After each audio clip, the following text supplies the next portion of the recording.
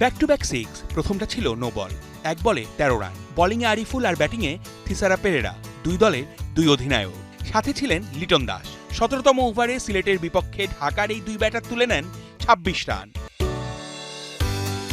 Muscle পাওয়ারের খেলা টি-20, মাঠে 4 ছক্কার ফুলঝুরি, দর্শকের মনে শান্তি। লিটনের হেটাররা বলবে, সরি দাদা, ইউ আর ক্রিকেট বিউটি। লিটনের নিন্দা বড্ড কানে লাগে। জাতীয় দল থেকে বাদ পড়া ক্রিকেটারকে নিয়ে কেন এত কথা হবে? বিপিএলে ওর দল ঢাকা ক্যাপিটালস তলানিতে, সেই দলে লিটন সাব্বিররা যেন নিভে যাওয়ার আগে জ্বলে ওঠা প্রদীপ। সিলেটের বিপক্ষে টস জিতে ব্যাট করতে নেমে 62 রানেই 3 উইকেট হারায় ঢাকা। হাল ধরেন লিটন আর সাব্বির। ওদের 42 রানের জুটি বড় ভিত গড়ে দেয় দলে। পরে বাকি কাজটা সারেন লিটন আর থিসারা পেরেরা।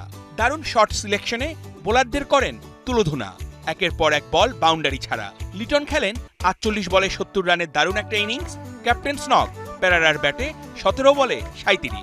ঢাকার স্কোরবোর্ডে 6 উইকেট হারিয়ে 196 রানের পুঁজি। 200 ছুঁই ছুঁই স্কোরে জবাব দেওয়ার কঠিন কাজটা প্রায় সহজ করে ফেলেছিলেন সিলেটের রনি তালুকদার। 44 বলে 64 রানের ইনিংস হার্টবিট বাড়িয়ে তোলে ঢাকার মালিকপক্ষের।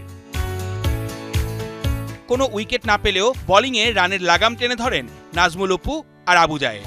4 ওভারে ইকোনমি 7-এর নিচে। অফ ফর্মে থাকা মোস্তাফিজ 2টা উইকেট পেয়েছেন। শেষ ওভারে আটকে দিয়েছেন সিলেটকে। ওরা থামে 190 রানে 7 উইকেট হারিয়ে। 6 রানে জিত ঢাকা ক্যাপিটালসের। অর্ণব বাপি, 71।